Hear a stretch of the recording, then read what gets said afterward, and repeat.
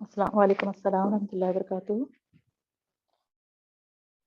اعوذ باللہ من الشیطان الرجیم، بسم اللہ الرحمن الرحیم۔ كذبت قوم لوط المرسلین اذ قال لهم اخوهم لوط الا تتقون انی لکم رسول امین فاتقوا اللہ واطیعون وما اسألکم علیہ من اجر ان اجری الا علی رب العالمین اتأتون الذکران من العالمین وتذرون ما خلق لكم ربكم من ازواجکم بل انتم قوم عادون قالوا لئن لم تنته يا لوط لتكونن من المخرجين قال إني لعملكم من القالين رب نجني وأهلي مما يعملون فنجيناه وأهله أجمعين صدق الله العظيم۔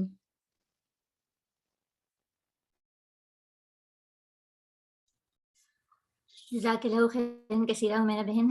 السلام علیکم ورحمۃ اللہ وبرکاتہ۔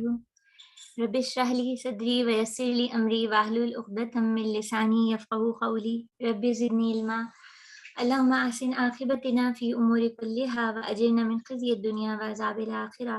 اللہم طہر قلبی من النفاق وعملی من الریاء ولسانی من الکذب وعینی من الخیانہ۔ اللہ تعالیٰ سے اس دعا کے ساتھ کہ اللہ تعالیٰ ہمیں کم وقت میں نافع علم سیکھنے والا اور اس کے بعد مقبول ہو جانے والا عمل کرنے والا بنا دے، آمین ثم آمین۔ ہم کلاس کا آغاز کرتے ہیں انشاءاللہ تعالیٰ۔ ابھی ہمارے سامنے حمیرہ بہن نے سورہ شورا کی آیت نمبر 160 سے لے کے 169 تک کی تلاوت کی، اور یہ آیات حضرت لوط علیہ السلام کی قوم کے متعلق ہیں، اور آج انشاءاللہ تعالیٰ ہم ان کا مطالعہ کریں گے۔ لیکن اس موضوع پہ جانے سے پہلے ہم کل کے گزشتہ کلاس کے حوالے سے بھی کچھ باتیں سوچتے ہیں کہ کل ہم نے حضرت ابراہیم علیہ السلام کا ذکر پڑھا تھا اور اس کے بارے میں غور کیا تھا۔ حضرت ابراہیم علیہ السلام کی زندگی سے بہت سارے نکات تھے جو میں نے اور آپ نے سیکھے۔ ان کی اخلاص نیت بھی ہم نے دیکھی کہ ہر کام جو وہ کرتے تھے ان کی خواہش صرف اور صرف اللہ کی رضا کے لیے ہوتی تھی۔ پھر ہم نے یہ بھی دیکھا کہ وہ بہت یکسو تھے، حنیف تھے، اپنی توجہ اللہ کی جانب رکھتے تھے،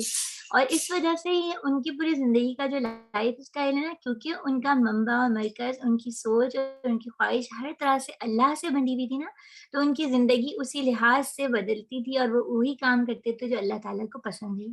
پھر ہم نے ان کا اللہ پر توکل بھی دیکھا کہ آگ میں پھینکے جا رہے ہیں لیکن کہتے ہیں حسبی اللہ و نعم الوکیل، میرے لیے میرے اللہ ہی کافی ہیں، اور وہ کتنے بہترین وکیل ہیں۔ پھر ہم نے یہ بھی دیکھا کہ ان کی دعائیں کتنی خوبصورت تھیں، اور دعائیں بہت دور اندیش شخص کی دعائیں تھیں۔ ان میں سے ہر ایک دعا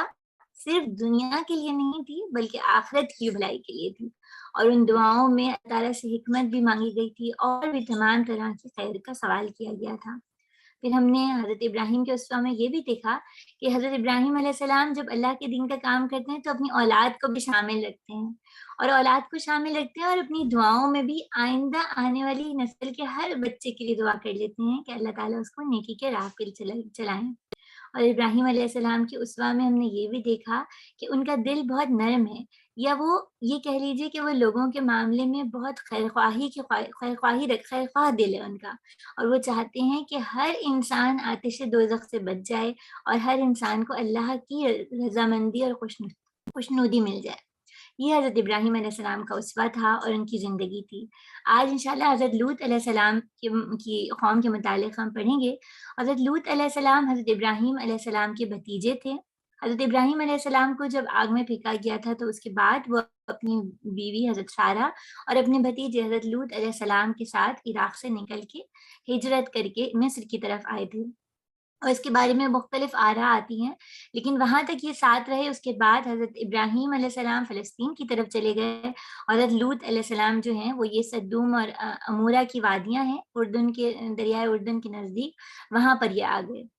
اور یہاں پر حضرت لوط علیہ السلام نے اپنی تبلیغ کا کام شروع کیا۔ کہا جاتا ہے یہ 5 بستیاں تھیں، اور ان بستیوں کے لوگ بہت خوشحال تھے، ان کے پاس پھلوں اور سبزیوں اور باغات کی کثرت تھی، مال اور اسباب تھا، اور دنیا کی طرف سے بہت ساری خوشحالی موجود تھی۔ اب یہاں سے ہم ان شاء اللہ تعالیٰ حضرت لوط علیہ السلام کا واقعہ پڑھتے ہیں اور دیکھتے ہیں کہ ان کی زندگی میں کیا چیز ہمارے لیے سیکھنے کے لیے ہے۔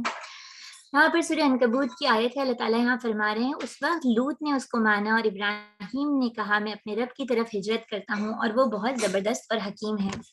یعنی یہ ذکر اس وقت کا ہے جب حضرت ابراہیم علیہ السلام عراق سے نکل رہے تھے، اور اس بت پرست قوم سے، اس ستارہ پرست قوم سے، اس سیاروں کو پوجنے والی قوم سے، جو کہ کسی طرح سے، کسی دلیل، کسی بات سے رب کو ماننے میں پہچاننے اور ماننے پہ تیار نہیں تھی، حضرت ابراہیم علیہ السلام اس کو چھوڑتے ہیں اور وہاں سے نکلتے ہیں۔ اور اب جب حضرت ابراہیم علیہ السلام نکلتے ہیں، ساتھ میں حضرت لوط نکلتے ہیں، تو یہاں پر اس کا ذکر کیا گیا ہے، اور یہاں سے پھر ہم ان شاء اللہ تعالیٰ آگے کی طرف چلتے ہیں۔ اچھا، یہ چیز جو مجھے اور آپ کو یاد رکھنی ہے کہ انبیاء میں سے بیشتر اپنی ہی قوموں پہ بھیجے گئے ہیں۔ نبی کریم صلی اللہ علیہ وآلہ وسلم کی ایک حدیث کا مفہوم بھی ہے کہ حضرت لوط علیہ السلام کے بعد باقی تمام انبیاء کو اللہ تعالیٰ نے ان کی قوم میں سے ہی اتارا۔ حضرت لوط علیہ السلام جس قوم میں تبلیغ کرنے گئے تھے، یہ ان کی اپنی قوم نہیں تھی، ان کی قوم تو وہ تھی جس کو وہ پیچھے چھوڑ کے آگے آ گئے تھے۔ اب یہ نئی قوم ہے جس کے اوپر وہ تبلیغ دین کا کام کر رہے ہیں، یا اللہ کا دین پہنچا رہے ہیں۔ انشاءاللہ تعالیٰ ہم یہاں پہ آیت نمبر سورہ شورى کی آیت نمبر 160 جو ہے اس کا ترجمہ رکھتی ہوں میں آپ کے سامنے۔ اللہ تعالیٰ فرما رہے ہیں، لوط کی قوم نے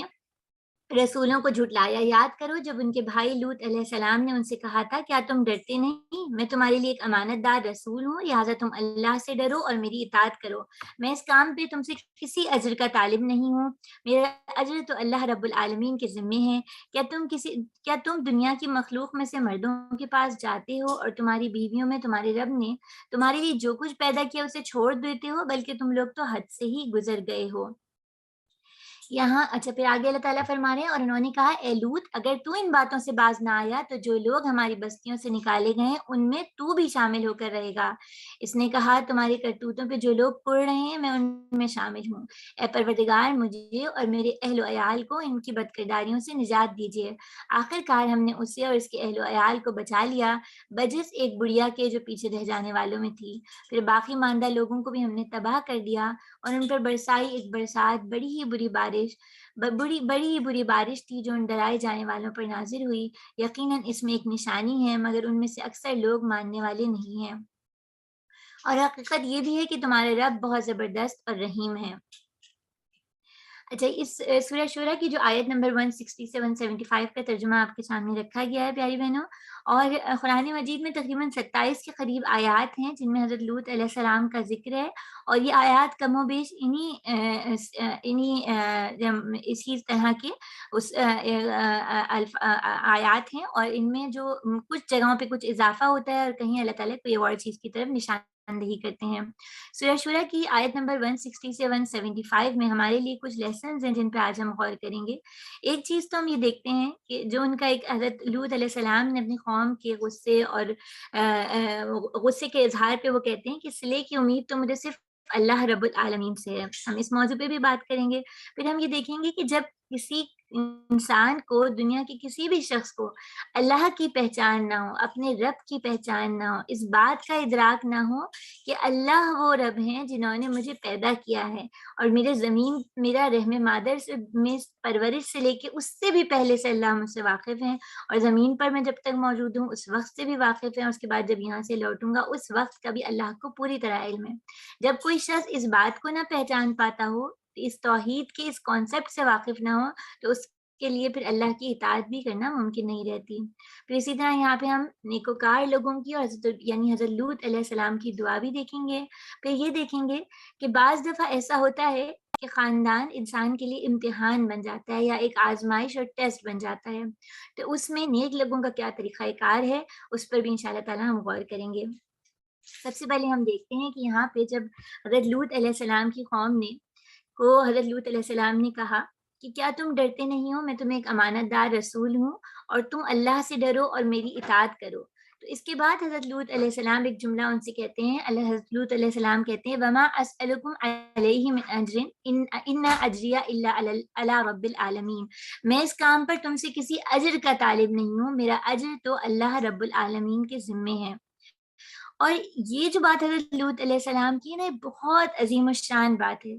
جب تک انسان انسانوں سے فائدہ یا نفع چاہتا رہتا ہے، انسانوں سے کسی بھی قسم کا اجر یا بدلہ چاہتا ہے، تو پھر وہ انسانوں کے انڈر پریشر میں رہتا ہے. یعنی وہ بات بھی پھر وہ کرتا ہے جو لوگوں کو خوش کرنے والی اور لوگوں کو راضی رکھنے والی اور لوگوں کو بنانے والی ہوتی ہے. پھر اس کے لیے لوگوں کے اگینسٹ جانا یا جو معاشرے میں چل رہا ہے اس کے خلاف بات کہنا مشکل ہو جاتا ہے. لیکن جب کوئی شخص اپنا تمام اجر، اپنا تمام بدلہ اللہ کی سپورٹ کر دیتا ہے اور یہ سوچتا ہے کہ مجھے صرف اب تمام توقعات، تمام امیدیں صرف اللہ سے ہیں، تو پھر کیا ہوتا ہے، اس کی زندگی کا انداز بدل جاتا ہے. اس کی زندگی میں جن حق اور باطل کی فیصلہ کرنا بھی اس کے لیے آسان ہو جاتا ہے اور حق بات پہ جم جانا بھی اس کے لیے آسان ہو جاتا ہے. اور پھر دیکھیے پیاری بہنوں، ہماری اپنی زندگیوں میں ایسا ہوتا ہے کہ بہت دفعہ ہم یہ چاہتے ہیں کہ ہم کسی کے ساتھ کوئی بھلائی کریں تو وہ ہمیں دنیا میں ہی کچھ نہ کچھ اس کے بدلے میں وہ کم سے کم ہمارے ساتھ اچھا معاملہ تو کر لے. یہ خواہش ہمارے اندر ہوتی ہے. لیکن یہاں پہ حضرت لوط علیہ السلام کا رویہ میرے اور آپ کے رویے کی اصلاح کے لیے ہے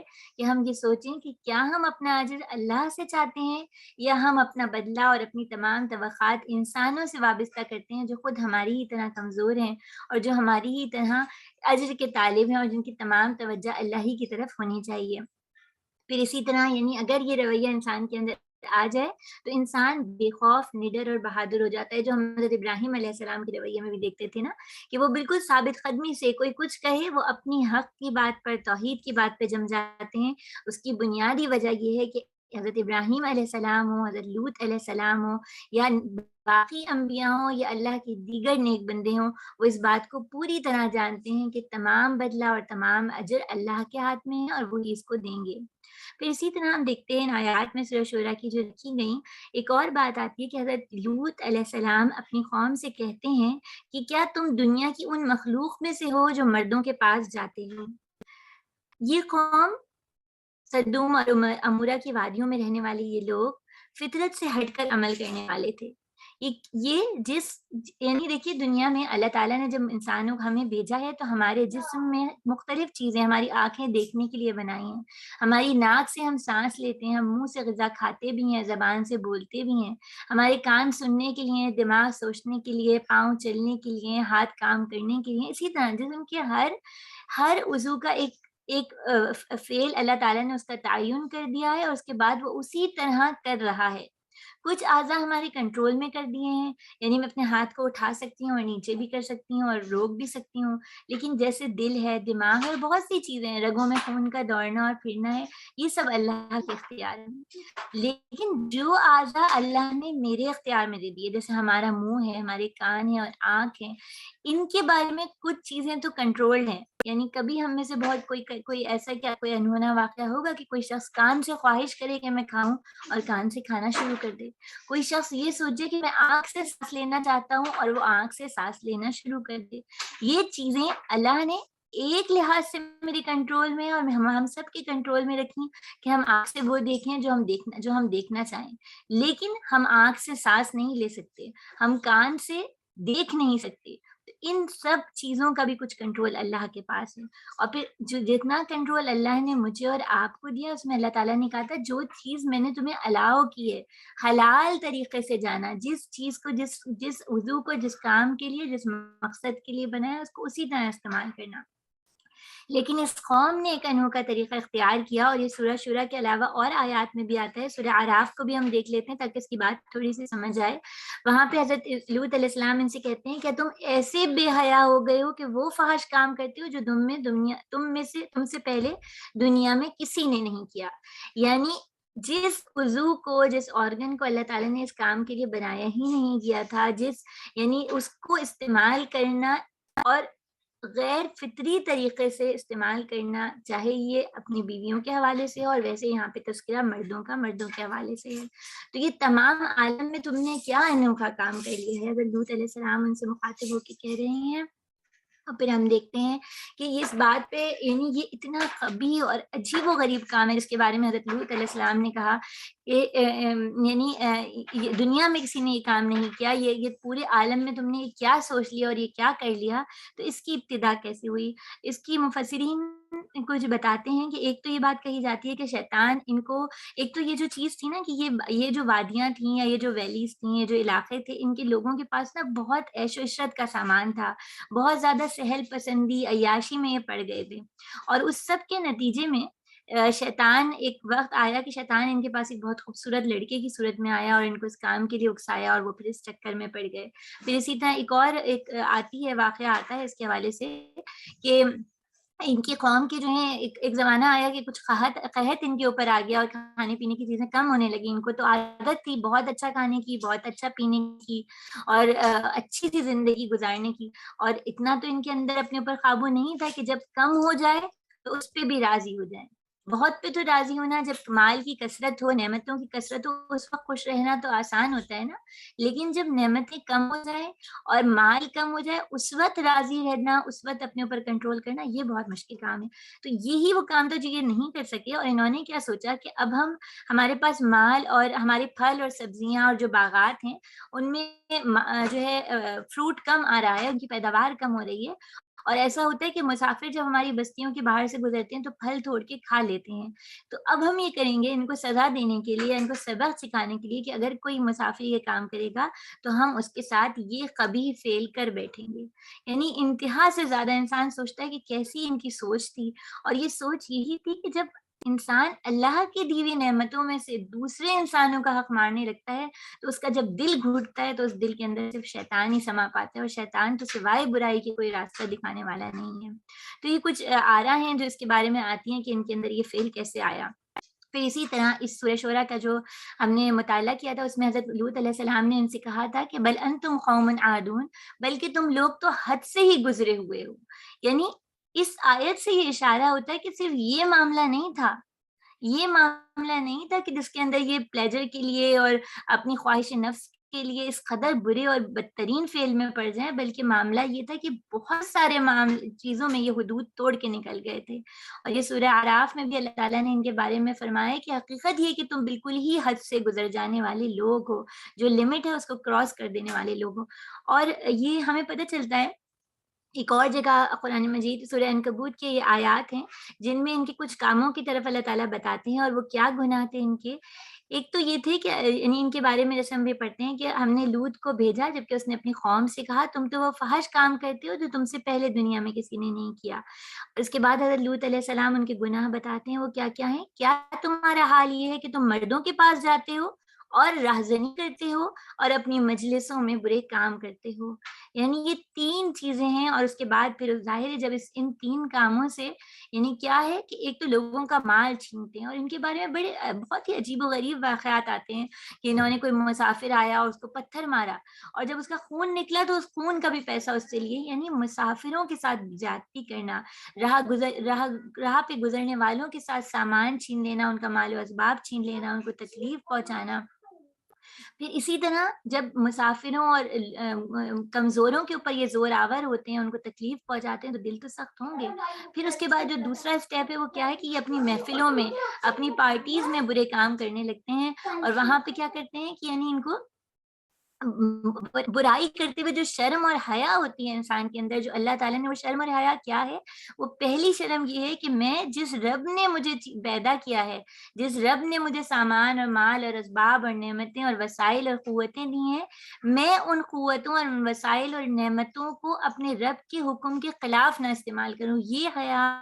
اور یہ وہ شرم ہے جو انسان کو برائی سے روک لیتی ہے۔ اور پھر دوسری شرم یہ ہوتی ہے کہ لوگ میرے بارے میں کیا کہیں گے اگر میں برائی کروں گا، لوگوں کا پریشر بھی بہت ہوتا ہے نا، لیکن یہ ایسے ڈھیٹ اور ایسے بدفطرت لوگ تھے کہ یہ محفل میں ایک جگہ اکٹھے ہوتے تھے اور وہاں پر مل کر برائی اور بے حیائی کے کام کرتے تھے. پھر اسی طرح وہ جو خلاف فطرت کام ہے وہ کام بھی ان کے اندر رچ بس گیا تھا. اور اس کے بعد ہم دیکھتے ہیں کہ جب حضرت لوط علیہ السلام ان کے سامنے دعوت حق رکھتے ہیں تو یہ اس دعوت کو قبول نہیں کرتے. یعنی اگر ایک سینٹینس میں یہ کہا جائے کہ قوم لوط کا کیا کیا کیا گناہ تھا یا کیا ان کا سب سے بڑا فیل تھا، تو ان کا فیل یہ تھا کہ یہ حلال کو تو چھوڑ دیتے تھے اور حرام کو اپنا لیتے تھے. یعنی کیا طریقہ یہ نہ ہوتا کہ یہ بزنس کرتے اور مختلف طریقے سے معاش کے اسباب پیدا کرتے اور اپنے رہن سہن کا انتظام کرتے، بجائے اس کے کہ وہ لوگوں کے ساتھ مال کھسوٹنا اور لوٹ مار مچانا. اور کیا اللہ تعالیٰ نے ان کی خواہشات کے لیے ان کے پاس بیویاں نہ دی تھی کہ وہ مردوں کے پاس جانا شروع ہو گئے؟ اور کیا ان کے اندر اتنی حیا نہ تھی کہ وہ محفلوں میں بیٹھ کے ایک دوسرے سے ہی شرما جاتے اگر اللہ کی شرم نہ ہوتی؟ لیکن جب دل سخت ہو جائے تو انسان کے لیے سارے کام کرنا آسان ہو جاتے ہیں. اللہ کے رسول صلی اللہ علیہ وآلہ وسلم نے ہمیں یہ بات پہنچتی ہے کہ انہوں نے فرمایا لوگوں نے اگلے پیغمبروں کے کلام میں جو پائے ان میں یہ بھی ہے کہ جب تم میں حیا نہ ہو تو پھر جو جی چاہے کرو. اور حدیث وہ بھی ایک حدیث کا مفہوم یقیناً ترمذی میں وہ حدیث ہے جس کا مطلب ہے کہ انسان حیا یہ کہ انسان اپنے ذہن میں موجود خیالات کے لیے بھی باخبر رہے کہ اللہ ان کو جانتا ہے، اور اپنے منہ میں جانے والا نوالے سے بھی باخبر رہے کہ اس میں کوئی حرام نہ ہو. اور یعنی ہر حوالے سے حیا صرف یہ نہیں کہ اس کا لباس بہت شرم والا ہو، حیا والا ہو، اور لباس میں کوئی جو ہے وہ فحش عنصر نہ ہو، بلکہ حیا تو یہ ہے کہ انسان سر تا پیر اس کے خیالات، اس کی سوچیں، اس کے جذبات، اس کے تمام کام، اس کی نگاہ جن چیزوں پہ پڑے اور اس کے کان جن چیزوں کو سنے اور اس کی زبان جو الفاظ بولے اور اس کے پاؤں جس راستے پہ چلیں اور اس کے ہاتھ جو کام کریں وہ سب حیا کی طرف لے جانے والے راستے ہوں. اور حیا زندگی ہے، حیا حیات ہے. ان کے اندر سے جب حیا نکل گئی تو یہ بالکل مست شدہ اور بالکل ایک تباہ قوم ہو گئے. اور یہاں پر پھر مجھے اور آپ کو ایک اور چیز ہم دیکھتے ہیں کہ اللہ تعالیٰ نے ہم نے یہ سورہ شورا کی آیات پڑھی تھی، ان میں ہم نے کیا دیکھا کہ حضرت لوط علیہ السلام نے ان سے کہا تھا کیا تم دنیا کی ان مخلوق میں سے ہو جو مردوں کے پاس جاتے ہو؟ کیا تم دنیا کی ان مخلوق میں سے ہو، تو ان لوگوں میں سے ہو جو تم مردوں کے پاس جاتے ہو؟ اور اس آیت کا اگلا ایک حصہ ہے، ہاں یہ ہے، اور تم وہ چھوڑ دیتے ہو ما خلق لکم ربکم من ازواجکم، اور جو تمہاری بیویوں میں تمہارے رب نے تمہارے لیے جو کچھ پیدا کیا اسے چھوڑ دیتے ہو. اللہ تعالیٰ نے انسان کے لیے حلال راستوں کو کھولا ہے. انسان کو جس چیز کی اس دنیا میں ضرورت ہے اللہ تعالیٰ نے اس کے ہمراہ پیدا کی ہے. حضرت آدم کو بھیجا تو حضرت حوا کو ساتھ بھیجا.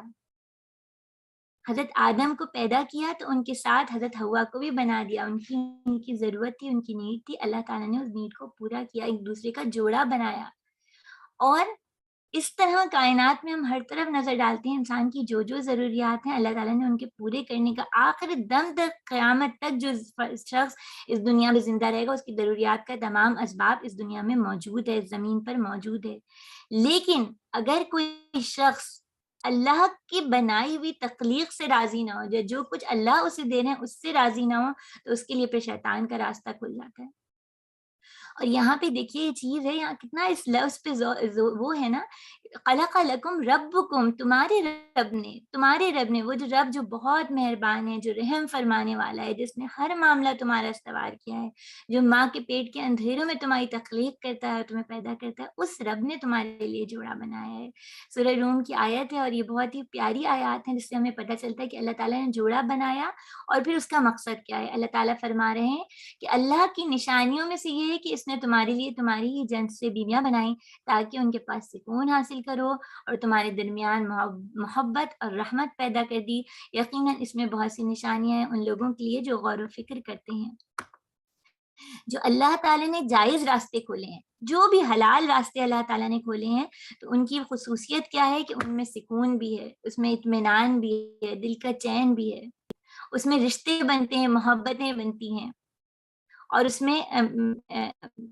بہنوں کیا میری آواز آ رہی ہے صاحب؟ کچھ لوگوں کے ہینڈ ریز ہوئے ہیں. جی الحمد للہ مریم آپ کی آواز آ رہی. الحمدللہ، جزاک اللہ خیر. تو بہنوں جو اللہ تعالیٰ نے انسانوں کو جوڑوں کی صورت میں بنایا ہے، اس کی بہت ساری پیچھے اللہ تعالیٰ کی حکمتیں ہیں. اس کے ذریعے نسل انسانی کی جاری و ساری رہنے کا ایک طریقہ ہے. اس کے ذریعے جو ہے پورے خاندان جنم لیتے ہیں. یہ پوری زمین پہ جتنے انسان ہیں یہ دراصل اس رشتے کے تحت جنم لینے والے انسان ہیں. حضرت آدم اور حضرت حوا کا یہ رشتہ استوار ہوا تو پھر نسل انسانی چلی. لیکن انسان جب اپنے رب کی بنائے ہوئے اس حلال راستے پہ راضی نہ ہو تو پھر اس کو نہ چین ملتا ہے، نہ اسے محبت ملتی ہے، اور وہ اللہ کی رحمت سے بھی دور ہو جاتا ہے. پھر یہاں پہ جو مجھے اور آپ کو سوچنا ہے نا، دیکھیے ان کے بارے میں جو ایک چیز تھی کہ یہ اپنی جو اللہ نے ان کو دیا اس پہ راضی نہ ہو سکے، اور اس کے بعد پھر مزید بھاگ دوڑ میں لگ گئے. تو آج جب انسانی ذہن پہ بہت ہیومن برین پہ بات ہو رہی ہے کہ وہ کس طرح سوچتا ہے، اس کے اندر کیا کیا کام ہو رہا ہے، تو اس بات پہ بہت بات آتی ہے کہ انسانی برین کے اندر مختلف سینٹرز ہیں، پلیجر سینٹر، یا جو خوشی اور سکون حاصل کرنے کے کچھ پوائنٹس ہیں. اور وہ ایسے ہیں کہ انسان جس کام سے خوشی، لذت یا اطمینان حاصل کرنے لگے، اگر وہ اسی کو کرتا رہے مستقل، تو پھر یہ ہوتا ہے کہ ہر بار، جیسے اگر دیکھیے کسی شخص کو اگر انسانوں کی خدمت کرنے سے سکون ہوتا ہے، تو پھر ہر بار وہ پہلے سے بڑھ کے اس کام کو کرنا چاہتا ہے، اس کو اس سے اطمینان اور سکون حاصل ہوتا ہے. لیکن جب انسان اپنے ڈیزائرز کے پیچھے پڑ جائے کہ جو میرا دل چاہ رہا ہے وہ میں کروں، تو پھر کیا ہوتا ہے، وہ یعنی اس کو ہر ایک مزے کے بعد دوسرا مزہ چاہیے ہوتا ہے، اس دوسرے مزے کے بعد تیسرا مزہ چاہیے ہوتا ہے. اور آج کا یہ جو پورا دور ہے، یعنی ہمارے دور قرآن کے اندر ہم نے اس بات پہ بار بار غور کرنا ہے نا کہ اس دور جدید کے فتنے کیا ہیں. اس دور جدید کا ایک فتنہ یہ بھی ہے کہ مستقل انسان کے اندر جو ڈیزائرز ہیں ان کو اسٹرانگ بنانا، اس کی خواہشات کو بڑھاتے چلے جانا. چاہے وہ ہمارے موبائل پہ موجود یہ ہوں، جیسے نون ایپ، کوئی بھی ایپس ہوں جو کہ ہماری بائنگ ایپس ہوتی ہیں جن پہ شاپنگ کی جاتی ہے. یہ اسٹورز بڑے بڑے بنے ہوتے ہیں جن کی ونڈو شاپنگ کا جو کانسیپٹ ہے وہ کیا ہے کہ دل بے چین رہے، جو حاصل ہے نا اس کو سکون نہ ملے، جو نہیں حاصل اس کی طلب میں انسان اپنی زندگی گھپاتا چلا جائے. یہ مختلف ایڈ، یہ ان کی تشہیر کی کیا ہے کہ انسان کو اسی بھاگ دوڑ میں لگا دیں، اس سرمایہ دارانہ نظام کی دوڑ میں لگا دیں کہ انسان خریدتا رہے، ہم بائر بنے رہیں، اور کچھ لوگ صرف سیل کر کر کے اپنی زندگیوں کو کہیں سے کہیں پہنچا لیں. تو آج کے دور میں اگر جہاں فتنوں کے اور چیلنجز کی بات آتی ہے، مجھے اور آپ کو اپنے لیے بھی اور اپنے گھر میں موجود بچوں اور افراد کے لیے کیا کام کرنا ہے کہ سیلف کنٹرول سیکھنا ہے، ضبط نفس سیکھنا ہے، اور اپنی خواہشات کو جو کچھ بھی، یعنی یہ دیکھیے اس کے بارے میں اتنا کچھ آتا ہے. جو لوگ فحش مواد دیکھنے کے ایڈکٹ ہو جاتے ہیں یا عادی ہو جاتے ہیں، اور جس طرح نشے کے عادی ہوتے ہیں، یہ بالکل اسی طرح کا نشہ ہوتا ہے. تو اس کے بارے میں کہا جاتا ہے کہ پھر وہ ایک فحش مواد پہ رک نہیں پاتے، پھر اگلی بار وہ دوسرا دیکھتے ہیں، پھر وہ تیسرا دیکھتے ہیں، اور وہ صرف دیکھ کے ان کو وہ جو سکون اور تسکین مل جاتی ہے، اس کے بعد انہیں انسانی رشتوں سے وہ تسکین اور سکون نہیں مل پاتا. تو یہ جو ہمارے ذہن میں جو پلیجر سینٹرز ہیں، ان کو کنٹرول کرنے کے لیے، اپنے سیلف کنٹرول سیکھنے کے لیے، مجھے اور آپ کو اپنی خواہش رب کی خواہش کے ساتھ وہ کر دینی ہے، اللہ کی رضا کے ساتھ جوڑ دینی ہے کہ میں ہر وہ کام کروں جس سے میرے رب مجھ سے راضی ہو جائیں. تو بس پھر میرے لیے اس دنیا کے تمام فتنوں میں بچ کے نکلنا آسان ہو جائے گا. اور میں اور آپ اگر خود بھی سیکھ لیں کہ بس صرف مزے کے لیے ہمیں اس دنیا میں نہیں بھیجا گیا، ہمیں اس دنیا میں صرف آرام کرنے کے لیے، اپنی زندگی کو بہتر سے بہتر بنانے کے لیے نہیں بھیجا گیا، بلکہ ہمیں تو ایک ڈیوٹی دے کے بھیجا گیا ہے. اور وہ ڈیوٹی کیا ہے کہ خود بھی اللہ کے دین سے جڑ جائیں اور دوسروں کو بھی اللہ کے دین کی طرف بلانے والے بن جائیں. پھر اسی طرح دیکھیے کہ یہاں جو بات جو ہے نا کہ شیطان میرا اور آپ کا دشمن ہے. سورہ اعراف میں ہمیں پتہ چلتا ہے کہ شیطان نے اللہ تعالیٰ سے کس طرح کہا تھا کہ میں انسانوں کی گھات میں لگا رہوں گا، ان کے آگے سے بھی آؤں گا اور ان کے پیچھے سے بھی آؤں گا، اور ان کے دائیں سے بھی آؤں گا اور ان کے بائیں سے بھی آؤں گا، اور ان کو گھیروں گا، اور ان میں سے اکثر کو آپ شکر گزار نہیں پائیں گے. پیاری بہنوں، جب انسان اللہ کے راستے کو چھوڑتا ہے تو پھر شیطان اس کو گھات میں لگا بیٹھا ہے، وہ تو کہیں نہ کہیں سے اچھلے گا اور پکڑ لے گا، اور اس کا کام ہی کیا ہے کہ انسان کو ناشکرا بنا دینا. اور ناشکرا صرف یہ نہیں ہوتا کہ میں منہ سے بولوں میرے پاس کوئی چیز نہیں ہے، ناشکرا یہ ہے کہ میرے دل میں نا اطمینان ہی نہ آئے، حلال میرے لیے کھلا ہوا ہو لیکن میں بے چین رہوں کہ مجھے کس طرح حرام مل جائے. میرے لیے میں جو نعمت مجھے حاصل ہو، میں ان کو ان کاموں میں استعمال نہ کروں جو اللہ تعالیٰ نے جن کا حکم دیا ہے، بلکہ میں ان چیزوں کے چکر میں پڑ جاؤں جو مجھے حاصل نہیں بلکہ کسی اور کے پاس موجود ہیں. مجھے اپنی نعمتیں کوڑی برابر لگیں اور دوسرے کی نعمتیں مجھے پہاڑ برابر لگیں. یہ وہ ناشکری ہے جس کی طرف شیطان مجھے اور آپ کو لے جاتا ہے. اللہ تعالیٰ ہم سب کو اپنے شکر گزار بندوں میں سے بنا لیں. آمین ثم آمین. تو اسی طرح دیکھیں کہ جب حضرت لوط علیہ السلام اپنی قوم کو دعوت دے رہے ہیں کہ دیکھو اللہ اور اس کے رسول کی بات سنو اور اس برے کام کو چھوڑ دو، اس گندے فعل کو چھوڑ دو، تو وہ کیا کہتے ہیں، اچھا اے لوط اگر تو ان بازوں سے باز نہ آیا نا تو جو لوگ ہماری بستیوں سے نکالے گئے ہیں ان میں تو بھی شامل ہو کر رہے گا. یعنی اس بات سے یہ پتہ چلتا ہے کہ یہ وہ لوگ ہیں کہ ان کی بستی میں، ان کی آبادی میں، ان کے علاقے میں جب کوئی نیکی کی بات کرتا تھا، جب کوئی برائی سے روکتا تھا تو یہ اس کو نکال باہر کرتے تھے. یہ ایسی ہے نا جیسے ہم اپنے شہروں میں کوئی جو صفائی کرنے والے ہیں نا ان کو نکال دیں، بھائی یہ صفائی کرنے والے یہاں نہیں آ سکتے. ہم اپنے شہروں میں سے ٹاؤن پلاننگ کرنے والوں کو نکال دیں، نہیں نہیں، جو شہروں کو صحیح کر رہے ہیں، جو ان کو آرائش کا سامان ہے ان سب کو یہاں سے نکال دیا جائے. یہاں پہ بس ویسے دوسرے لوگ رہ سکتے ہیں. تو آخر میں کیا ہوگا، وہ شہر جو ہے وہ ایک گندگی کا ڈھیر بھی بن جائیں گے، وہ شہر مس مینجمنٹ کا پورا ایک تصویر بھی بن جائیں گے. تو اسی طرح ان لوگوں نے کیا کیا، انہوں نے ان لوگوں کو اپنی بستیوں سے نکال دیا جو خیر اور بھلائی کی دعوت دیتے تھے. اور پیاری بہنوں یہاں جو ایک نقطہ ہے نا، یہ کہتے تھے ہم نکالیں گے. اللہ تعالیٰ نے دکھا دیا کہ تمہاری کوئی اوقات نہیں ہے نکالنے والی، تم تو اللہ کے مجرم ہو. اللہ نے ان کو کیا دکھایا کہ جن لوگوں کو یہ نکالنا چاہتے تھے حضرت لوط اور ان کے گھرانے کو، اللہ نے ان کو نکال لیا. اللہ نے ان کو باعزت طریقے سے اس بستی سے نکال لیا. تو پیاری بہنوں میرے اور آپ کے لیے یہاں پہ بہت غور و فکر کی بات ہے، بہت سوچنے کی بات ہے کہ ہمارے معاشرے میں، ہماری سوسائٹی میں وہ کتنے لوگوں کی تعداد رہ گئی ہے جو کہ نیکی کا حکم دیتے ہیں اور برائی سے روکتے ہیں، جو معاشرے کے گند کو ہٹانا چاہتے ہیں اور معاشرے میں خیر کے پھول کھلانا چاہتے ہیں. اور اگر کچھ لوگ ایسے موجود ہیں تو کیا ان میں سے کچھ میرا بھی حصہ ہے؟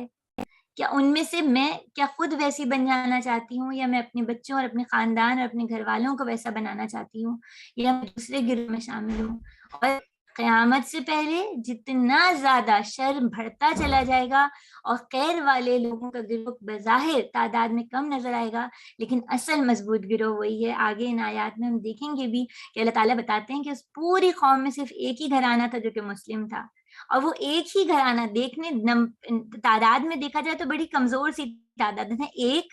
اور 5 بستیوں کے لوگ، لیکن اس ایک کو اللہ نے بچا لیا، اس ایک گھرانے کو اللہ نے بچا لیا. اور وہ جو 5 بستیوں کے لوگ تھے وہ اٹھا مارے گئے اور پھینک دیے گئے. تو پھر میں اور آپ اپنا یہ دیکھیں کہ ہمیں کیسے نیکی کے کاموں میں اپنا حصہ ڈالتے رہنا ہے، نیکی کی دعوت دینی ہے اور برائی سے لوگوں کو بچانا ہے. یہ میرا اور آپ کا نصب العین بھی ہے اور یہ میرا اور آپ کا کرنے کا کام بھی ہے انشاءاللہ تعالیٰ. پھر پیاری بہنوں یہاں پہ ہم نے دیکھا کہ حضرت لوط علیہ السلام نے جب اپنے قوم کے افراد کی یہ حالت دیکھی تو انہوں نے کس کو پکارا؟ حضرت ابراہیم کے بھتیجے تھے. پکارتے ہیں تو اللہ تعالیٰ کو پکارتے ہیں، کہتے ہیں ربی،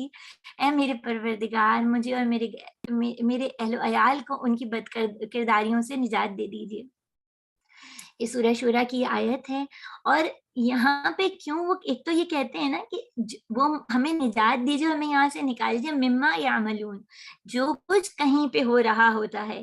یعنی اس دنیا میں جو ایک چھوٹا سا بھی، کہا جاتا ہے کہ اگر ایک تتلی بھی پر ہلاتی ہے نا تو اس کا کہیں نہ کہیں اس کا اثر محسوس کیا جاتا ہے. اس کائنات کا نظام اللہ تعالیٰ نے ایسا بنایا ہے. تو جب برائی کرنے والے برائی کر رہے ہوں تو ایسا ہو نہیں سکتا کہ اس برائی کے اثرات معاشرے میں نہ پھیلیں. حضرت لوط علیہ السلام کو اس کا ادراک ہے اور وہ دعا کرتے ہیں کہ اللہ تعالیٰ ہمیں ان اثرات سے بچا لیجیے، ان جراثیم سے بچا لیجیے، کہیں ہمارے دل بھی ایسے پتھر اور سخت نہ ہو جائیں، کہیں ہم بھی ان جیسے نہ ہو جائیں. اور بہت ضروری ہے بہنوں کہ جب ہم کسی کو برا فیل کرتے دیکھیں تو اپنے لیے اور اپنے گھر والوں کے لیے برائی سے بچنے کی دعا کریں، کیونکہ بعض دفعہ انسان کی آنکھیں اور انسان کا مزاج دیکھ دیکھ کے بھی عادی ہو جاتا ہے اور ہمیں لگتا ہے کہ ہاں یہ تو نارم ہے، اتنی بری بات تو نہیں ہے. پھر ہم نے دیکھا تھا کہ سورہ شورا کی آیت میں اللہ تعالیٰ نے ایک اور بات جو حضرت لوط علیہ السلام سے کہی تھی کہ ہم تمہیں تو اس بستی سے نکال لیں گے، تمہارے گھرانے کو نکال لیں گے، بجس ایک بڑھیا کے جو پیچھے رہ جانے والوں میں سے تھی.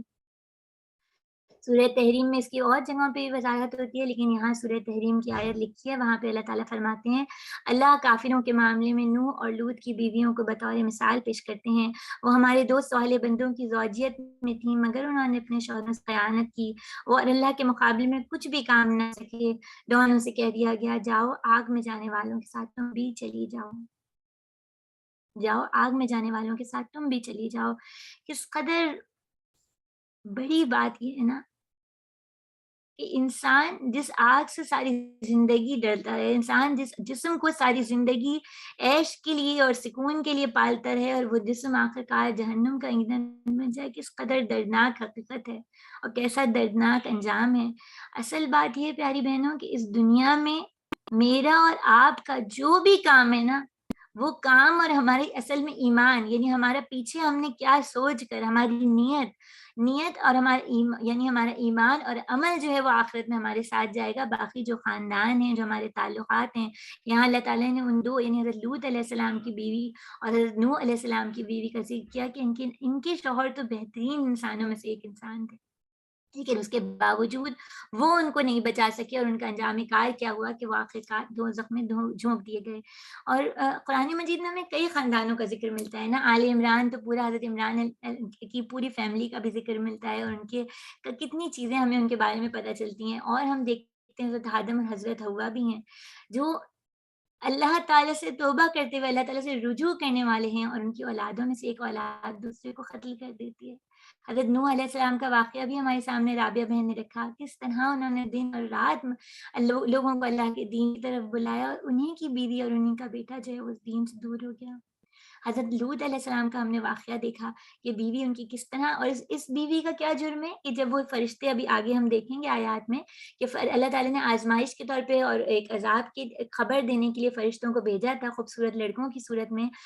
تو یہ عورت جو تھی وہ گئی اور اس نے اس قوم کے لوگوں کو بتا دیا کہ لوط علیہ السلام کے پاس کچھ مہمان آئے ہیں۔ تو اس عورت کی کیا وہ تھی کہ اس نے اپنے شوہر سے دیانتداری نہ کی، اس نے اپنے شوہر کے ساتھ بہت برا معاملہ کیا، اپنے نیکوکار شوہر کے ساتھ کیا، تو اللہ تعالیٰ نے اس کا انجام بھی دوزخ میں ہی کیا۔ اور پھر ہم قرآن مجید میں اور بہت سے خاندان ہیں، حضرت ابراہیم علیہ السلام کا بھی معاملہ ہم نے دیکھا کہ کافر باپ ہے، حضرت ابراہیم علیہ السلام جو ہیں وہ توحید پر قائم ہو جاتے ہیں۔ حضرت آسیہ کا واقعہ بھی آپ میں ہم سبھی واقف ہیں، کس طرح وہ اللہ کی نیک بندی تھیں اور ان کا شوہر کون تھا؟ فرعون تھا۔ حضرت یوسف علیہ السلام اور حضرت یعقوب علیہ السلام کے بیٹے، ان میں سے کس طرح حسد کی وہ اس درجے تک پہنچتے ہیں کہ حضرت یوسف کو مارنے کے ڈر پہ ہو جاتے ہیں۔ اور ہم نے یہ بھی دیکھا کہ خاندان آزمائش بنتا ہے، وہ آزمائش ابو لہب بھی ہو سکتا ہے اور اس کی بیوی بھی ہو سکتی ہے۔ میری بہت پیاری اور عزیز بہنوں، اللہ تعالیٰ نے جو گھرانے مجھے اور آپ کو دیے ہیں، اگر وہ نیک ہیں، اگر وہ بھلائی کرنے والے ہیں، اگر وہ نیک سلیم الفطرت ہیں، تو بھی وہ میرا اور آپ کا امتحان ہے، اس طرح کہ کیا ہم ان کی سلیم الفطرتی کے ساتھ، جیسے حضرت ابراہیم علیہ السلام کا اللہ تعالیٰ نے ذکر کیا تھا نا، وہ بڑے حلیم تھے، بہت صابر تھے، تو حضرت ابراہیم نے ان سے کام بھی کیا لیا، اللہ کے دین کا کام ان کو سکھا کے گئے۔ تو اگر میرے اور آپ کے گھرانے میں وہ افراد ہیں جو واقعی سلیم الفطرت ہیں اور نیکوکار ہیں، تو میں اور آپ ان کو کیا صرف دنیا ہی کی زندگی بہتر بنانے کے لیے لگا رہے ہیں، یا ان کو ہم یہ بھی سکھا رہے ہیں کہ کچھ اپنا وقت آخرت کے لیے، آخرت کو بہتر بنانے کے لیے استعمال کرو، اور ذریعہ درخت دنیا ہی ہے، دنیا کو کے ذریعے ہی آخرت تک پہنچنا ہے۔ یا آزمائش کا ایک یہ بھی ہو سکتا ہے کہ میرے اور آپ کے گھرانوں میں کچھ ایسے لوگ ہوں کہ ہم اللہ کے دین سے جڑنا چاہتے ہیں اور وہ ہمارے لیے دشوار بنانے والے ہوں، تو اس وقت بھی میرا اور آپ کا رویہ جو ہے وہ ہمارے یعنی جو ہمارا لیول ہے یا ہمارا اس آزمائش سے نکلنے کے بعد جو درجہ ملے گا اس کو بتانے کا ذریعہ ہے۔ تو اس پر مجھے اور آپ کو کام کرنا ہے، اور دیکھیے بہت پیاری سی یہ دعا ہے جو مجھے اور آپ کو آج کے دور میں ہر نماز کے بعد اور کثرت سے پڑھنی چاہیے۔ ربنا هب لنا من ازواجنا وذریاتنا قرۃ اعین واجعلنا للمتقین اماما۔ اور جب یہ کام ہوتا ہے نا، اور خواہش بھی کیا ہے، وجعلنا للمتقین اماما، امام کا مطلب صرف یہ نہیں ہے کہ نماز پڑھانے کا امام، بلکہ متقین کا، جو دنیا کے بیسٹ پیپل ہیں، جو بیسٹ گروپ ہیں، جو سب سے بہترین گروہ ہے، اللہ تعالیٰ ان کا لیڈر، ان کا پیشوا، ان کا امام بنا دے۔ یہ دعا ہے اللہ تعالیٰ سے، یہ دعا مانگی جا رہی ہے۔ تو میں اور آپ بھی اس کی خواہش کریں، اللہ سے دعا کریں، اور پھر اس کے بعد کوشش بھی کریں، یعنی ہم یہ سوچیں کہ یہ کام کیسے ہو سکتا ہے۔ اب یہاں پہ سورہ زاریات کی آیت 31 سے لے کے 36 37 تک ہمارے سامنے ہے.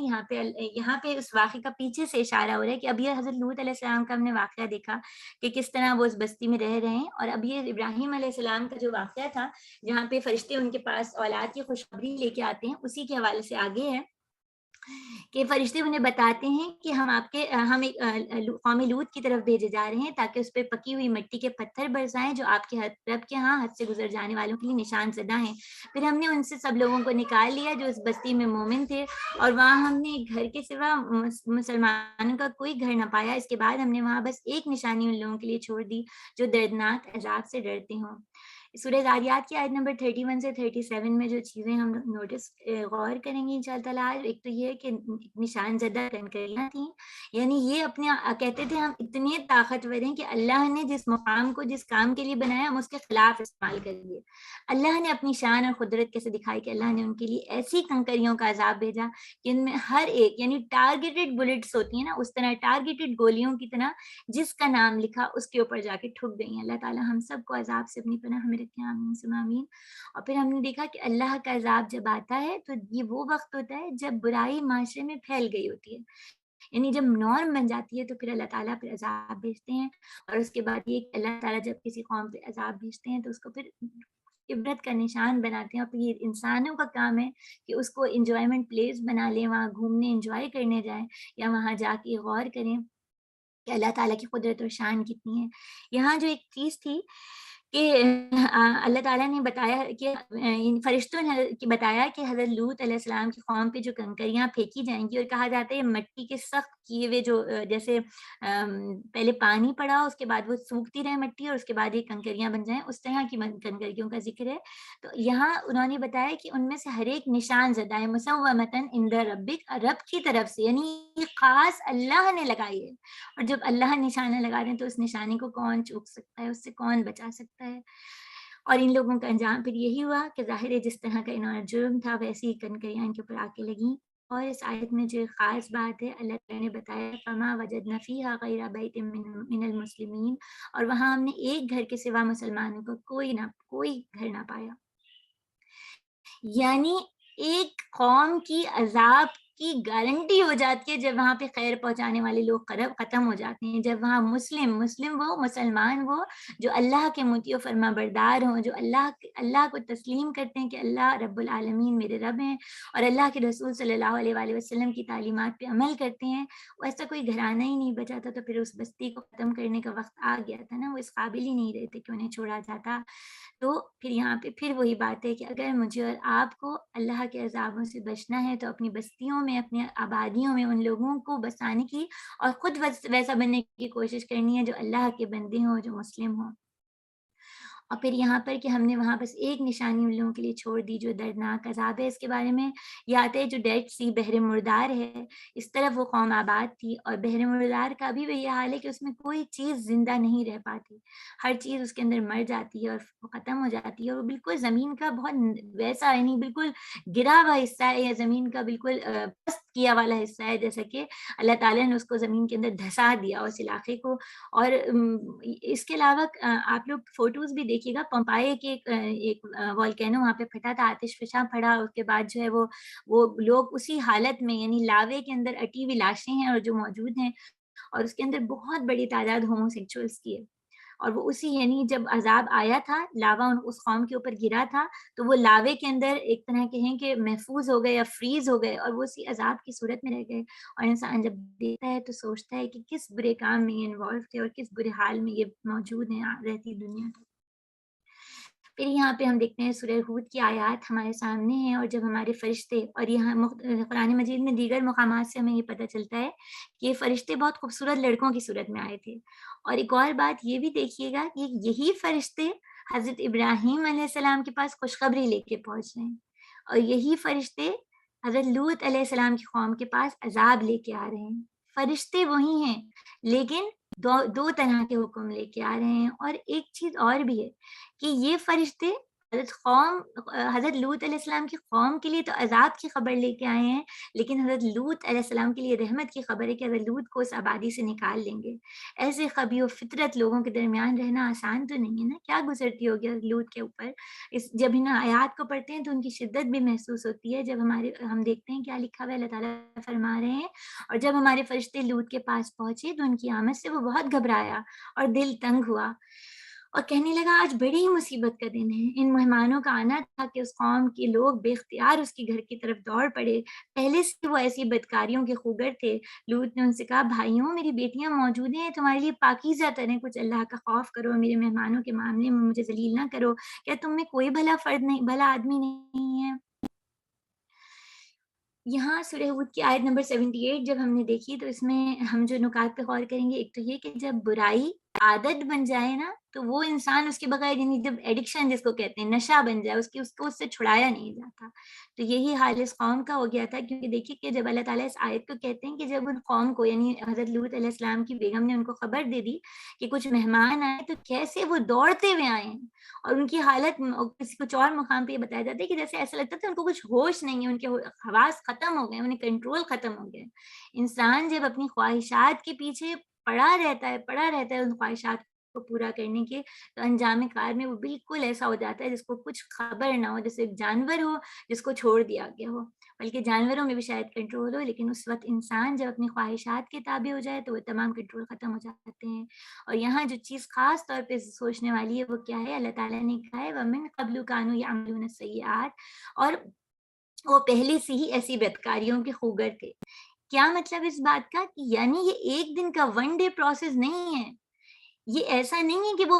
کتنی بڑی اور کتنی بری اور کتنی بے حیائی کی بات ہے کہ کسی کے گھر مہمان آئے آبادی میں اور لوگ بڑی تعداد میں دوڑتے ہوئے آ جائیں، اور اس وقت حضرت لوط علیہ السلام کے درد کو سوچیے کہ ان پہ کیا گزری ہوگی اور ان کی کیا کیفیت ہوگی۔ کیسے وہ کہتے ہیں نا ھذا یوم عصیب، آج تو بہت مشکل دن ہے، بہت سخت دن ہے۔ کیا سوچتے ہوں گے کیسے بچاؤں، کیا کچھ انہیں تو نہیں خبر نا، یہ فرشتے ہیں۔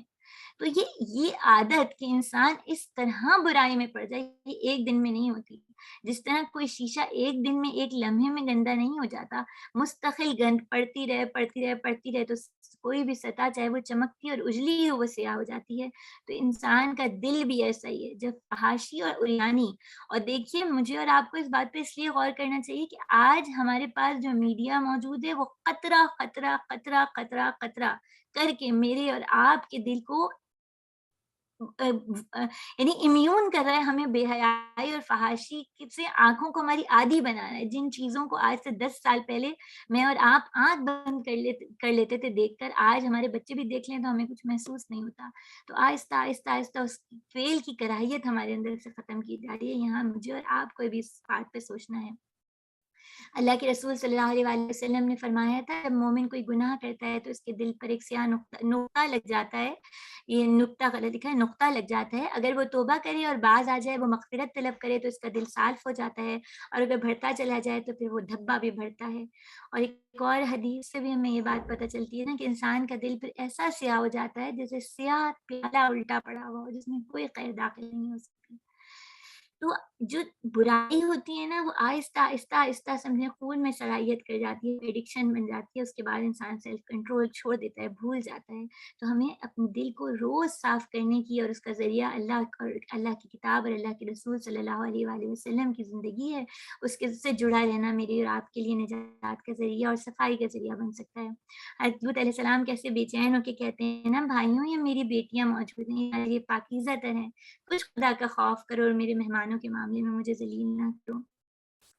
اور یعنی یہاں پہ وہ چاہتے ہیں کہ مہمانوں کو بچا لیں، وہی جو مہمان نوازی حضرت ابراہیم کی صفت تھی کہ وہ بچڑا لے کے آ رہے ہیں، یہاں پہ حضرت لوط کی بھی اس میں سے نظر آتا ہے، ان کی بے چینی اور ان کی گھبراہٹ اور ان کا اٹھ کھڑا ہونا۔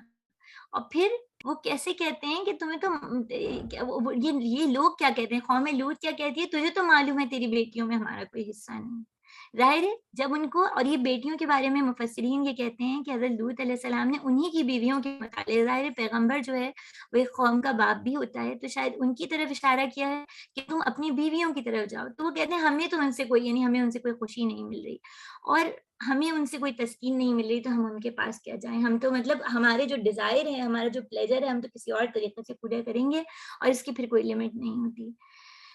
بار بار مجھے اور آپ کو اس چیز پہ یہ نکتہ جو ہے نا، آج کی پورا جو ہمارے پاس دیکھیے، حضرت لوط علیہ السلام کی قوم، حضرت لوط علیہ السلام کی جو دعوت ہے نا، وہ بنیادی طور پہ توحید کی دعوت دیکھا جائے تو نہیں تھی، ویسے تو اگر غور کریں تو وہی دعوت تھی، یعنی انسان جب رب پہ یقین کرے تو رب کے تمام حکم کو بجا لاتا ہے، لیکن وہ یہ کہتے تھے نا اس کام کو چھوڑ دو، یعنی جیسے کوئی سڑا ہوا کچرا اٹھا کے کھا رہا ہو تو اسے کہا جائے گا اللہ کے لیے اس کچرے کو تم ہاتھ سے رکھ دو، اسی طرح یہی بے چینی حضرت لوط علیہ السلام کے لہجے میں اور انداز میں نظر آتی ہے،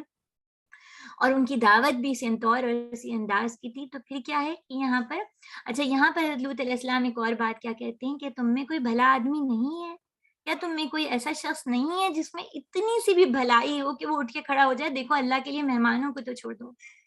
اور یہاں مجھے اور آپ کو اپنے کردار اور اپنے معاشروں پہ غور کرنا چاہیے کہ بھلے آدمی کی ڈیفینیشن کیا ہے، ایک رجل رشید کی ڈیفینیشن کیا ہے، ایک ایسا شخص جو برائی دیکھ کے تڑپ اٹھے اور اس برائی کو ختم کرنا چاہتا ہو یا حق کے لیے بول تو سکے، اور ایسے واقعات مجھے اور آپ کو سننے کو ملتے ہیں نا، کہ کوئی کسی کو مارا جا رہا ہے، کسی کو قتل کیا جا رہا ہے، کسی کی عزت کو جو ہے وہ کسی کی عزت خراب کی جا رہی ہے، اور لوگ خاموشی سے کھڑے ہیں اور موبائلوں سے تصویریں بنا رہے ہیں اور ویڈیو اپلوڈز کر رہے ہیں، تو کیا ان میں کوئی ایک صالح فطرت شخص نہیں رہتا؟ کیوں؟ وہ ایسی کیا چیز ہے کہ انسان کے دل میں تکلیف نہیں پیدا ہوتی اور انسان اس کام کو، اس برے فعل کو اور اس ظلم کو روکنے والا نہ بنے؟ تو پھر وہ انسان کا دل نہیں، وہ پتھر کا دل ہوتا ہے۔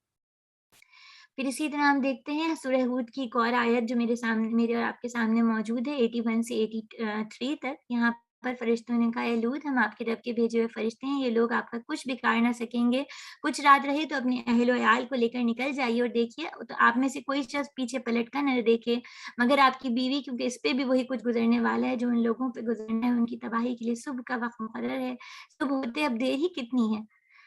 پھر جب ہمارے فیصلے کا وقت آ پہنچا تو ہم نے اس بستی کو تلت پلٹ کر دیا، اور اس پہ پکی ہوئی مٹی کے پتھر تابڑ توڑ برسائے، اور جن میں سے ہر پتھر تیرے رب کے ہاں نشان زدہ تھا، اور ظالموں کے لیے سزا کچھ دور نہیں۔ اور قوم لوط پہ جو عذاب آیا، اس کی تفصیلات ہمیں دیگر آیات سے بھی ملتی ہیں، بہت سخت عذاب تھا۔ اس عذاب کے اندر 3 چیزیں تھیں، کان پھاڑ دینے والی چگھاڑ بھی تھی، جن کانوں سے وہ ہدایت کی بات نہیں سنتے تھے اس کانوں کو ہی ختم کر دیا گیا۔ نشان زدہ کنکریاں تھیں، وہ اتراتے تھے کہ ہم من مرضی کریں گے، ہمارا جسم ہے، میرا جسم، میری مرضی، اس میرے جسم اور میری مرضی کو نشان زدہ کنکریوں نے وہیں مٹا دیا۔ وہ اللہ کے بنائے ہوئے قانون کو الٹتے تھے، اللہ نے ان کی زمینوں کو ہی الٹ کے پٹخ دیا۔ یہ وہ عذاب تھا جو اللہ نافرمان قوموں پہ بھیجتے ہیں۔ اللہ تعالیٰ ہم سب کو ان عذابوں سے اپنی پناہ میں رکھیں، اللہ تعالیٰ ہمیں ان لوگوں سے، اس مزاج سے بچا کے رکھیں کہ ہم اللہ کے حکم کے خلاف جانے والے بنیں۔ اور یہاں پہ ہم دیکھتے ہیں آخر کار پھٹتے ایک زبردست دھماکے نے انہیں آن لیا اور اس بستی کو تلٹ پلٹ کر کے رکھ دیا، اور ان پر پکی ہوئی مٹی کے پتھروں کی بارش کر دی۔ نبی کریم صلی اللہ علیہ وآلہ وسلم نے فرمایا قوم لوط کے عمل یعنی اقلام بازی کرنے والوں کے بارے میں کہ اوپر والا ہو یا نیچے والا، دونوں کو رجم کر دو۔ اور نبی کریم صلی اللہ علیہ وآلہ وسلم نے یہ بھی فرمایا کہ مجھے اپنی امت کے بارے میں جس چیز کا سب سے زیادہ خوف ہے وہ قوم لوط کا عمل ہے۔ اور اس مقام پر ہمارے پاس وقت بھی کم ہے، ایک چیز تو ہم اس کو یہ دیکھ لیتے ہیں کہ حضرت لوط علیہ السلام نے جو اپنی پوری دعوت دی، وہ دعوت اس لیے پہلے انہوں نے اس کام سے روکا کہ جب ان کے دل نرم ہوں گے تو وہ اللہ کی طرف، اللہ کے دین کی طرف بھی جڑنے والے، توحید کی طرف جڑنے والے بھی بن جائیں گے۔ ابھی وہ پتھر دل ہوئے ہوئے ایک مست شدہ، یعنی ایک ایسی اسٹیٹ میں ہے کہ ان کا یعنی کہتے بالکل جیسے کہیں گے کہ ایک ایسی یعنی جو ایک ایسا مست شدہ، یعنی جو اپنے فعل کو ہی چھوڑ چکی ہو، چیز جو اپنی شکل کو بدل چکی ہو، جو اپنی اصلی حالت میں ہی نہیں رہی ہو، تو اس کو توحید کی دعوت کی کیا دی جائے گی۔ لیکن پھر اس کے بعد جو بنیادی اصول مجھے اور آپ کو سمجھنا ہے کہ انسان جب صحیح سالم دل کی حالت میں ہوتا ہے، جب اس کا دل اللہ سے یعنی وہ اس بات کو قبول کر لیتا ہے کہ اللہ میرے رب ہیں، تو پھر وہ اللہ کے بنائے ہوئے قوانین کو بھی قبول کر لیتا ہے۔ تو یہ پورے کا پورا یعنی اگر ان کی دعوت تھی تو اس دعوت کے پیچھے بھی یہ بات چھپی ہوئی تھی کہ اگر یہ اس بات کو اللہ کے بنائے ہوئے طریقے کو قبول کریں گے تو آخرکار یہ اللہ کے جڑنے والے اور اللہ کی وحدانیت کی طرف بھی متوجہ ہو جائیں گے۔ یہ بھی چیز ہے اس کے اندر۔ بس ہم آخری کی طرف چلتے ہیں، ہمارے پاس وقت بہت کم ہو گیا ہے کہ ہمارے سوچنے کا مقام یہ ہے کہ یہ جو قوم لوط کا حضرت لوط علیہ السلام کی قوم کا جو فعل تھا، جس کو آج سن کے بھی ہم پریشان ہوتے ہیں اور سوچتے ہیں کہ کس قسم کا کام تھا یہ، اور حضرت لوط علیہ السلام نے بھی کس طرح ان کے اوپر حیرت کا اظہار کیا تھا۔ تو آج یہ پورے ایک پلانڈ منصوبے کی طرح میرے اور آپ کے معاشرے میں، مسلمان امت میں، بلکہ پوری دنیا میں اس کو پھیلایا جا رہا ہے۔ جو چیز آج سے 5 سال پہلے شاید میں اور آپ 5 سال بھی پہلے نہ سوچ پاتے ہیں، وہ بالکل ایک نارملائز کرنے کی کوشش کی جا رہی ہے۔ وہ الفاظ، وہ نام، وہ چیزیں، وہ فلیگز، وہ کلرز، وہ ہماری زندگیوں میں انٹر کیے جا رہے ہیں، اور اس کا کوئی ایک نشانہ نہیں ہے۔ آپ سوچیے، اس سے پوری نسل انسانی کو مٹانے کا منصوبہ ہے، اور یہ منصوبہ یعنی یہ ایسا نہیں ہے کہ یہ اس کے پیچھے اگر اس پوری سوچا جائے نا، یعنی ابھی آپ نے وہ خبر بھی پڑھی ہوگی کہ چائنا میں کچھ ایسے روبوٹس بن گئے ہیں، روبوٹ بنائے جا رہے ہیں جو آرٹیفیشل وارمز ہیں، جن کے اندر یعنی رحم مادر ہے، آرٹیفیشل روبوٹک رحم مادر ہیں، جن کے اندر کہیں سے بھی ایک مرد کا مرد اور عورت کے وہ لے کر اس کے بعد اس کے اندر رکھے جائیں گے، اور وہ پورا انوائرمنٹ پرووائڈ کرے گا، اور انسان جو ہے وہ وقت پہ پیدا کر دے گا، نکال دے گا وہ۔ کیوں؟ کیونکہ انسانوں کی نہیں، انہیں ضرورت ہے غلاموں کی، اور ان غلام بنانے کے لیے مختلف طریقہ کار استعمال کیے، ذہنی غلامی بھی کی، جسمانی غلامی بھی، اور آج وہ کیا چاہتے ہیں کہ صرف اور صرف اتنے انسانوں کو رہنے دیں، اور ان انسانوں کو رہنے دیں جو کہ غلام صفت ہوں، جن کو غلام بنایا جا سکا، اور اس کے لیے انسانوں کے اندر سے محبت، اور جو اللہ تعالیٰ نے ایک انسانی جوڑے کے اندر محبت اور رحمت رکھی ہے، اس کو نکال پھینکیں، اور ان مردوں کو مردوں سے اور عورتوں کو عورتوں میں انوالو کر دیں۔ آپ یہ اسی پہ آپ غور کیجیے گا کہ پہلے کبھی یہ بات سوچی بھی نہیں تھی، اور اب سال میں اتنی تاریخیں ہوتی ہیں جن میں ان کے دن منائے جاتے ہیں۔ اور یہ صرف دن منانا ایسا نہیں ہے کہ میں سوچوں ہم تو مسلمان ممالک میں ہمیں اس کی خبر نہیں ہوگی، یہ گوگل پہ اس کی وہ تصویر تبدیل کر دیتے ہیں، وہ یوٹیوب پہ، وہ بچوں کے گیمز میں، وہ بچوں کے یعنی بچے ہیں وہ، یا ہمارے اپنے ہاتھوں میں موجود جو ڈیوائسز ہیں، کسی نہ کسی راستے وہ دکھا دیتے ہیں، انسانی ہمدردی کے نام پہ، انسانی حقوق کے نام پہ مختلف ممالک کو، وہ مسلمان ممالک کو ایڈز دے رہے ہیں، مختلف وہ فنڈز فراہم کر رہے ہیں کہ آپ اس چیز کو نارملائز کریں، ہم آپ کی مدد کریں گے، ہم آپ کو یہ اتنا مزید پیسہ دیں گے، آپ اپنی مختلف فلاحی کاموں پہ لگا دیجیے گا، لیکن بدلے میں آپ کو کیا کرنا ہوگا؟ آپ کو بدلے میں ہماری اس چیز کو الاؤ کر دینا ہوگا۔ یہاں پر پہنچ کر پھر مجھے اور آپ کو صرف یہ نہیں کہ ہم یہ سوچیں کہ ہاں یہ ہو رہا ہے اور لوط علیہ السلام کی قوم نے یہ کیا تو اب بس یہ بات ختم ہو گئی، نہیں، اب میرے اور آپ کے کرنے کے کام ہے نا کہ ہم کیا کریں۔ سب سے پہلی بات تو یہ ہے کہ جس طرح اللہ تعالیٰ نے فرمایا نا قُوْ أَنفُسَكُمْ وَأَهْلِيكُمْ نَارًا، مجھے اپنے آپ کو بھی بچانا ہے آگ سے اور اپنے گھر والوں کو بھی۔ تو پلان طریقے سے سوچ سمجھ کے ساتھ، جس طرح والدین پلاننگ کر رہے ہوتے ہیں بچے کی تعلیم کی، ان کی شادی کی، گھر کے اپنے گھر بنانے کی کتنی پلاننگز ہم زندگی میں کر رہے ہوتے ہیں نا، تو ایسی ایک پلاننگ مجھے اور آپ کو جنت میں گھر بنانے کی بھی کرنی ہے، اور ایسی ہی پلاننگ مجھے اور آپ کو جنت میں اپنے گھر والوں سے ملنے کی بھی کرنی ہے، اور اس پلاننگ کے لیے کام آج سے ہی شروع کرنا ہے اور ابھی سے ہی شروع کرنا ہے۔ پھر اسی طرح مسلمان معاشرے کا شعار، اس کی خوبصورتی، اس کی زندگی حیا سے مربوط ہے، تو مجھے اور آپ کو اپنی ہر حوالے سے، جو میری آنکھ دیکھے، جو میرے کان سنے، اور یہ پورے گھر کے میں بھی ہوں اور میرا گھرانہ بھی، آپ اور آپ کے گھرانے بھی، ہم سب حیا کے کلچر کو لے کے اٹھنے والے ہوں، ہم سمجھنے والے ہوں کہ اسلام کا مزاج کیا ہے، اللہ کس چیز کی اجازت دیتے ہیں، اللہ کے رسول صلی اللہ علیہ وآلہ وسلم نے کس طرف رہنمائی کی ہے، اس طریقہ کار کو جڑیں ہم، اور پھر اپنے گھروں میں حیا کی خوبصورتی لائیں۔ حیا خوبصورتی اور خیر ہی لاتی ہے۔ پھر اسی طرح جس طرح وہ بات تھی نا کہ جب معاشرے میں بھلائی پھیلانے والے ختم ہو جائیں اور برائی کو روکنے والے ختم ہو جائیں تو وہ معاشرے ختم کر دیے جاتے ہیں، وہ علاقے اور وہ بستیاں مٹا دی جاتی ہیں، تو مجھے اور آپ کو خود بھی یہ کام کرنا ہے، اپنی نسلوں میں اس کام کو جاری و ساری رکھنا ہے۔ اگر مجھے اور آپ کو اپنے نسلوں کو اس دنیا میں رکھنا ہے خیر اور بھلائی کے ساتھ اور اللہ کی رحمت کے ساتھ، تو پھر اس کام میں اپنا حصہ ڈالنا ہے، اس کے لیے دعا بھی کرنی ہے، کوشش بھی کرنی ہے، ارادہ بھی کرنا ہے۔ اللہ تعالیٰ ان سب کاموں کو ہمارے لیے آسان کریں۔ اللہ تعالیٰ ہمارے دین پہ جڑنا، دین پہ عمل کرنا اور دین کی دعوت پہنچانا آسان کر دیں۔ اللہ تعالیٰ ہمیں بھی اپنے نیک بندوں میں شامل کر دیں اور ہماری نسلوں کو بھی نیکوکاروں کا امام بنا دیں۔ اللہ تعالیٰ ہم سب کے لیے آسانیوں کا معاملہ رکھیں، آمین ثم آمین۔ کفارہ مجلس پڑھ لیتے ہیں بہنوں، پھر انشاءاللہ تعالیٰ ہماری کلاس کا وقت بھی ہو گیا ہے۔ سبحانک اللہم و بحمدک،